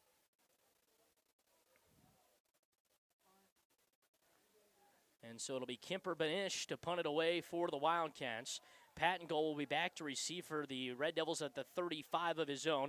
And it's a nice high end-over-end, long spinning punt that'll take a bounce at the 15, roll inside and almost down to the 10. What a punt by Kemper Benish. From the 21 of his own inside the Red Devil 15 at about the 13-yard line. And even the Red Devil faithful are getting on their feet for that one. What a punt by Kemper Benish, 46-yard punt. That was something you don't see very often. He got all of it right there. Red Devil faithful also on their feet because they're throwing out free T-shirts. You can't beat a free T-shirt. 46-6, Red Devils. If they score here, the ball game comes to a close. They'll try to do it, 10:05 to go. It'll be Willoughby under center out of the I formation to Josiah Pattengall. First down and 10 for the Red Devils from their own 14. Willoughby takes the snap, hands it off, and we'll have a false start called on the Red Devils, so mark him back 5 more yards. So 10th penalty for 80 yards for the Red Devils tonight. 46-6, 10:03 to go here in the third quarter of play. Red Devils need a score to get out of here with the win here before the fourth quarter, and they'll go quick hurry up as trying to not receive a delay of game penalty here. Willoughby takes the snap, QB run up the middle, and he's able to salvage something. I think he thought he was going to run to the right, just takes it right back up to the middle, so he gains that yardage back plus a yard, so a pickup of 6 right there for Gage Willoughby on first down and 15, and he takes it to second down and 9 after the pickup of 6. So 9:43 and counting to go in the third quarter of play. Red Devils out in front, 46-6. Need a score to end the ball game, and they have to start that drive at the 14-yard line. Got pushed back, but now they're going back forward again. Willoughby will go under center. He's got Patton Gall at the tip of the eye. Sowers between them. Willoughby calls out the signals, takes the snap. It's a toss out to the right side, and now Patton Gall will be wrapped up and brought down right back at the original first down marker for a loss of 1, and it'll bring up third down and 10 for the Red Devils. So the Red Devils through the air tonight have been able to get some things going. Just 1 interception, and it came in the end zone from Josiah Patton Gall. Gage Cox picked him off in the end zone there. The Red Devils with just 1 turnover tonight. 46-6, 8:48 to go in the third quarter of play. Willoughby will go out of the shotgun. He's got a man on his hip. Sowers in the backfield along with him. Willoughby looking to take the snap. He gets it. Willoughby dropping back, looking to throw. Throws up a prayer. Has Caden Sowers wide open to the 40, to the 30. Still on his feet, and he's wrapped up and brought down to the 25-yard line. Gage Willoughby on the same play. He threw a touchdown pass on to start the game. Hits a streaking Caden Sowers over the middle with a huge gain, and it gives the Red Devils first down and 10 in Wildcat territory. So they officially will mark it down at the 24-yard line, a pickup of 42 yards through the air. So Caden Sowers now with 99 yards receiving. First down and 10 for the Red Devils from the Wildcat 24. Willoughby to the shotgun. He's got Patton Gall in his hip, takes the snap, hands it off. Patton Gall trying to get the corner. He's got it at the 25 to the 20 before he's wrapped up and brought down for a nice pickup of about 4 yards there to bring up second down and 6. Looked like if he could just break loose from one tackle, he would have been into the end zone, but instead just picks up 6 yards. But hey, he'll take that for his 17th carry of the night. Second down and 6. Just picked up 4. Second down and 6 here for the Red Devils from the Wildcat 21-yard line. Need a touchdown to win the game. 7:32 to go in the third quarter of play. Out of the shotgun, Willoughby. He's got a man on his hip. That's Patton Gall. Takes the snap. QB run. No, a handoff to Sowers. He's trying to get the end around to the outside, reversing his field, and now he's actually going to be wrapped up and brought down way behind the original marker there, as the marker was at the 21, and he goes back across the 25, probably to the 26, and it might be a loss of 5 there for Caden Sowers, who tried to get some running room to the outside and couldn't. It'll bring up third down and 13. It's going to be a loss of 7 for Caden Sowers. So a loss of 7 on the play. Red Devils have the football, third down and 13. From the 27 of the Wildcats. Willoughby under center. Patton Gall at the tip of the eye. Takes the snap, hands it off. Patton Gall looking for some blocks, trying to get the edge. He's at the 25, cuts back there. Still on his feet to the 20, to the 15, 10, 5, before he's finally wrapped up and brought down out of bounds inside the 10-yard line. On third and 13, he scored it last time on the play. This time, he gains enough to get the first down and more. It'll be first down and goal for the Red Devils inside the 10-yard line. So he takes it from the 27 to the 8. 19-yard gain for Patton Gall on third and 13.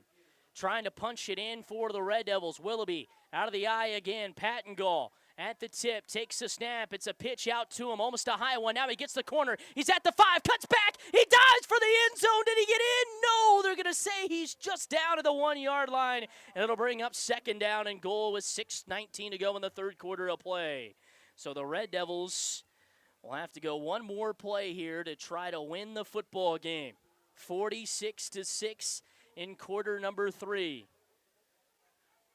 Willoughby and Sowers now talking with Coach Hardwick. I think Willoughby maybe calling the play there. Hardwick nodding his head. Second down and goal from the 2, they say. So only a pickup of 6 there for Patton Gault. Looked like he tried to stretch the ball out across the pylon on the far side of the field, right to left. Second and goal, 5:46 to go. Red Devils with a football out of the I formation. Patton Gault. Now it's just a QB sneak. The Red Devils get behind Willoughby. And oh my goodness, there is going to be a flag that has come in. And what are they going to call on the Red Devils?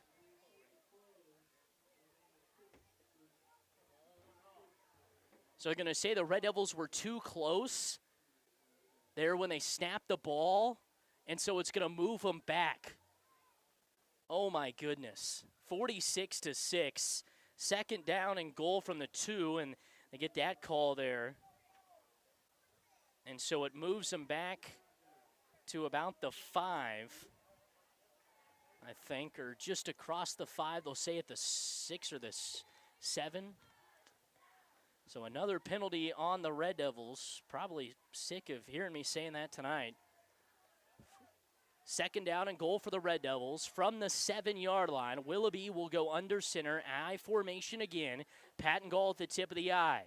Red Devils need a touchdown to win it. Takes the snap, hands it off. Patton Gault off the right side, cuts back towards the middle. Still got running over to the left side, and he's in for the touchdown from 7 yards out, and that'll cap it off. It's a Red Devil winner.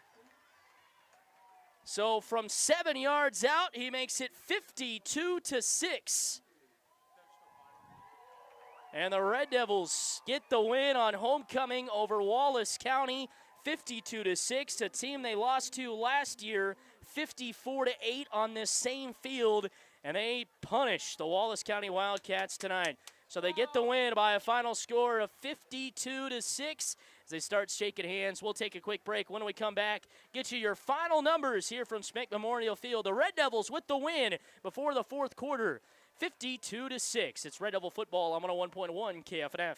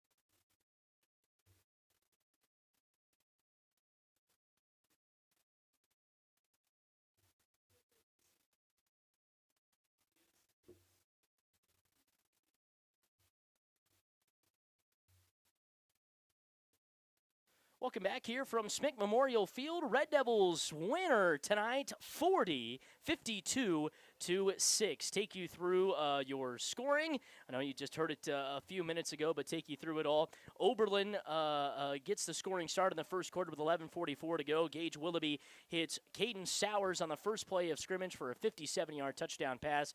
2-point conversion, no good from Willoughby to make it 6-0 Oberlin. Josiah Pattengall then in the first quarter with 6:03 to go. Runs it in from 34 yards out. 2-point conversion on the Willoughby to Sowers pass is good to make it 14-0 Oberlin. Then with 11:28 to go in the second quarter of play, Josiah Pattengall finds Gage Willoughby for a 16-yard touchdown pass. The 2-point conversion run by Willoughby would be good. The Red Devils would take a 22-0 lead. Caden Sowers then with a 35-yard interception return with 6:37 to go in the second quarter of play would make it 30-0. Then with 4:28 to go, Caden Sowers would get a 2-yard touchdown run in the second quarter. 2-point conversion from Sowers would be good, and it'd be 38-0 Oberlin. Then Wallace County would finally get on the scoreboard with 44.3 seconds to go with a Travis Corby 6-yard touchdown run to make it 38-6. Josiah Pattengall then would end the half with a great pass and catch to Gage Willoughby from 30 yards to stick it at about the 3. And then Pattengall would finish it off with a 3-yard touchdown run to make it 46-6. And he caps the night off with another touchdown run in the third quarter to end the contest at 52-6 with a 7-yard touchdown run. So Josiah Pattengall on the night, another great night for him. 3 touchdowns running, 1 touchdown throwing. So that takes him to 10 touchdowns on the season rushing-wise, and he's now thrown for a touchdown through the air as well. Let's take you through your individual numbers. We'll start with the Wallace County Wildcats. Travis Corby, 4 carries for 19 yards. Kemper Benish, 9 carries for -8 yards on the night. Terrell Larson with 2 carries for 9 yards. And Gage Cox finishes the night with 2 carries for -1 yard. Kemper Benish throwing the football 4 of 8 for 50 yards and an interception. Gage Cox 1 of 2 for 10 yards. Preston Richardson with 1 reception for 10 yards, 5-yard reception for Travis Corby, 2 receptions for Gage Cox for 40 yards, and 1 reception tonight for Braylon Rains for 5 yards. For the Oberlin Red Devils individually, Josiah Pattengall on the evening finishes with 20 carries for 157 yards. He's now went over 100 in each of the past 2 games. He went over 200 last game with 342 in the end, but tonight just takes a little bit off, still has 157 yards, but does add 3 touchdowns rushing for him. Caden Sowers, 6 carries for 3 yards. Gage Willoughby, 2 carries for 6 yards on the night. Gage Willoughby throwing the football 2 for 4 for 99 yards and a touchdown. Josiah Pattengall 2 of 4 for 46 yards, a touchdown pass and an interception. Gage Willoughby 2 receptions for 46 yards. Caden Sowers 2 receptions for 99 yards on the evening. Team numbers, Oberlin finishes with 166 on the ground, 145 through the air, pretty even there for 311 yards. They had 1 turnover, 11 penalties tonight for 85 yards. Wallace County finishes for just 19 yards rushing, a team that would love nothing more to not throw the ball at all and just leave with a ton of rushing yards. They only finished with 19 tonight, 60 through the air for a total of 79 yards. Great job of the Oberlin defense. They forced 3 turnovers, 2 fumbles, and a pick. It's 5 penalties for 40 yards for Wallace County here tonight. We're going to take one more final break. Once again, the final score, Oberlin 52, and Wallace County 6. We'll take a break and wrap things up for a final time here from Oberlin.